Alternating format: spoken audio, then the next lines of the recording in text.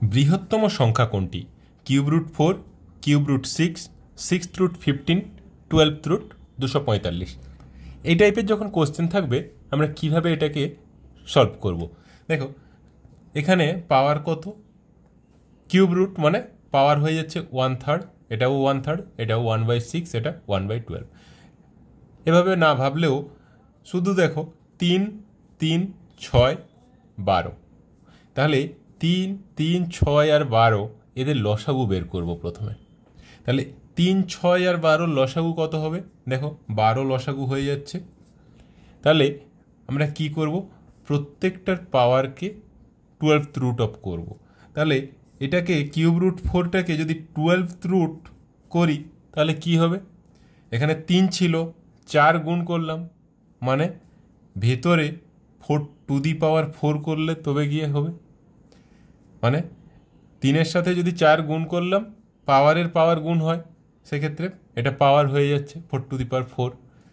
Similarly এখানে 3 ছিল, তাহলে এটাকে যদি 12th রুট করি তাহলে এটা কী হবে? 6 two the power 4।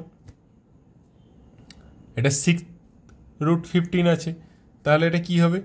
12th root করলে 6-এর সাথে 2 গুণ করলে 12 হচ্ছে, তাহলে 15-র স্কোয়ার হয়ে যাবে। আর এটা যা আছে তাই থাকলো।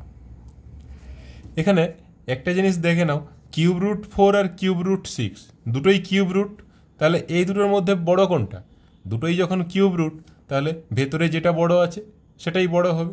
তাহলে একটাকে আমি টেস্ট না করলেও হবে, শুধু কিউব রুট 6, 6th রুট 15 আর 12th রুট 245 এই তিনটাকে টেস্ট করলেই হবে।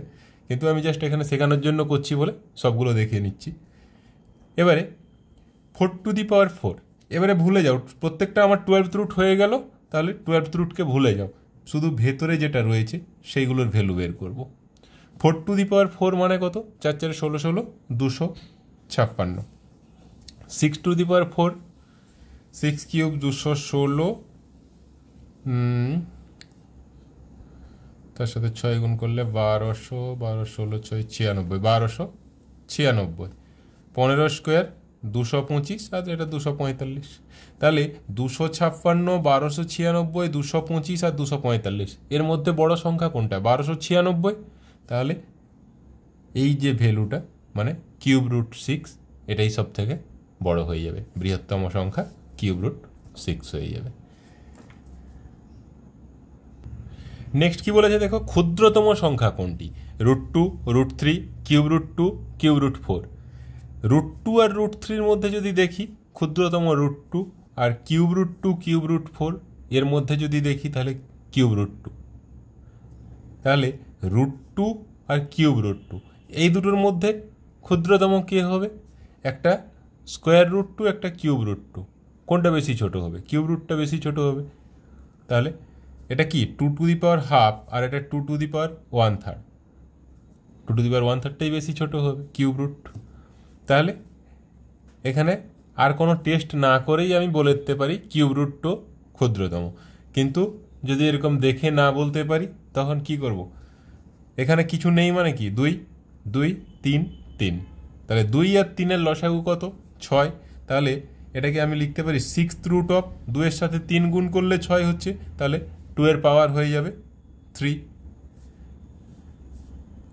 স্কোয়ার রুট 3, তাহলে এটাকে 6th রুট করলে 2-এর সাথে 3 গুণ করা হলো, তাহলে 3-এর পাওয়ার 3 হয়ে যাবে। এটা কিউব রুট 2 ছিল, তাহলে 6th রুট করলে 3-এর সাথে 2 গুণ করা হচ্ছে, তাহলে 2-এর পাওয়ার 2 হয়ে যাবে। আর কিউব রুট 4টা 6th রুট 4 স্কোয়ার হয়ে যাবে। তাহলে এবারে প্রত্যেকটা 6th রুটগুলো ভুলে যাও। 2 কিউব মানে 8, 3 কিউব 27, 2 স্কোয়ার 4, 4 স্কোয়ার 16। সব থেকে ছোটো কোনটা? 4। তাহলে কিউব রুট 2 আমরা আগেই পেয়ে গেছিলাম কিউব রুট 2। এখানে বলে এটা আমরা মুখেই বলে দিতে পারছি কোনো টেস্ট না করে। কি করে হচ্ছিল না, স্কোয়ার রুট 2, স্কোয়ার রুট 3 এই দুটোর মধ্যে ছোট হয়ে যাচ্ছে রুট 2, দেখেই বলতে পারি। কিউব রুট 2, কিউব রুট 4 এই দুটোর মধ্যে ছোট হয়ে যাবে কিউব রুট 2। তাহলে স্কোয়ার রুট 2 আর কিউব রুট 2-এর মধ্যে ছোট কোনটা হবে?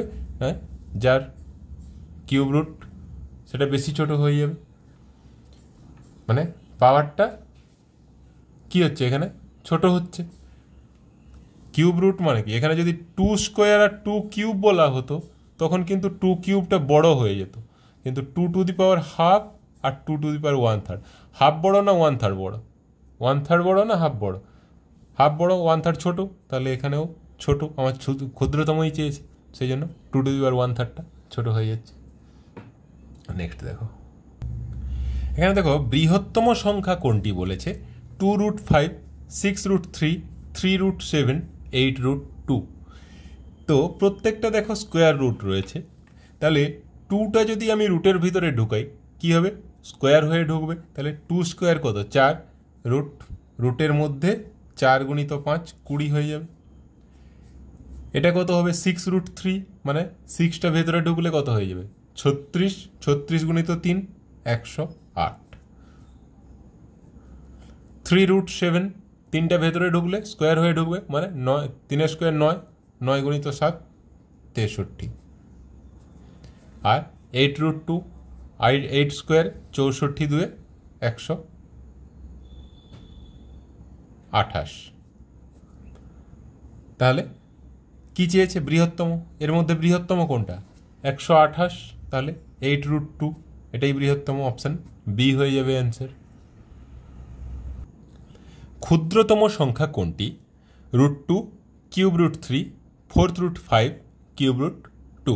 আচ্ছা √2 আর √2 এই দুটোর মধ্যে ক্ষুদ্রতম কোনটা, √2।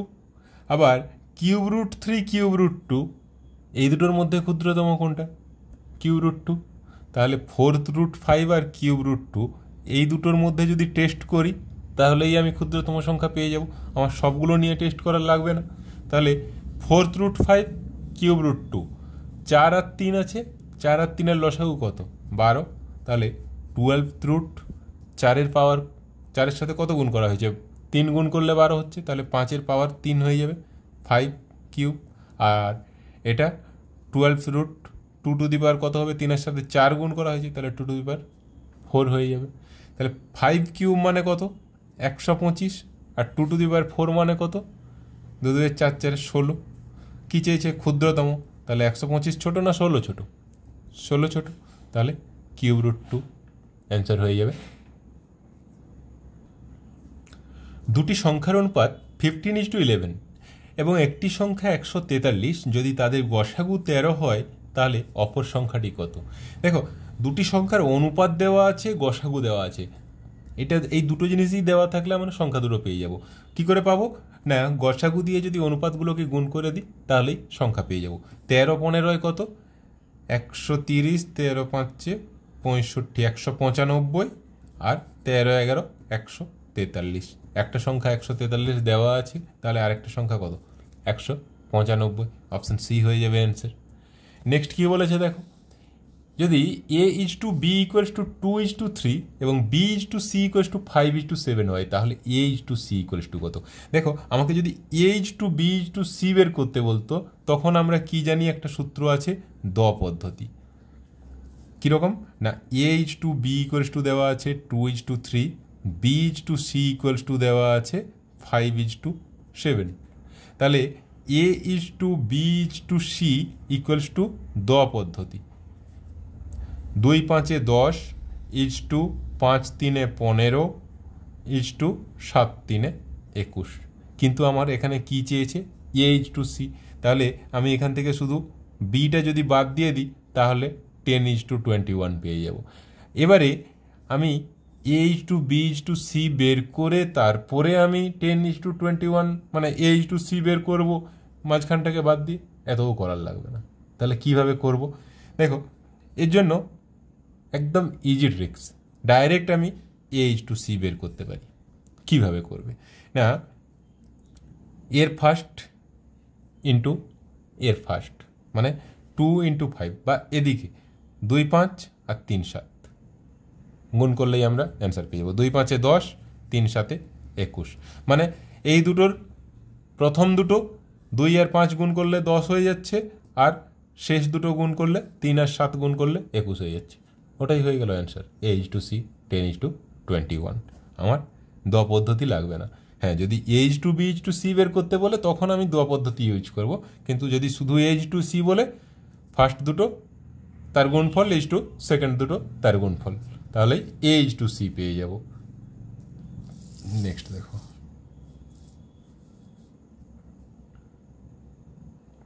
কোনো অনুষ্ঠানে বালক এবং বালিকার অনুপাত যথাক্রমে 5:3। যদি অনুষ্ঠান থেকে 10 জন বালক চলে যায় তাহলে বালক ও বালিকার অনুপাত 1:1 হয়। অনুষ্ঠানে মোট কতজন ছিল? দেখো, এক্স ধরে আমরা ডেসক্রিপটিভ ওয়েতে করতে পারি, আমি ডেসক্রিপটিভ আর করাচ্ছি না, শর্ট ট্রিক্স কীভাবে পরীক্ষার হলে তাড়াতাড়ি করব সেটাই দেখাচ্ছি আমি। তাহলে বালক এবং বালিকার অনুপাত ছিল কত? 5:3।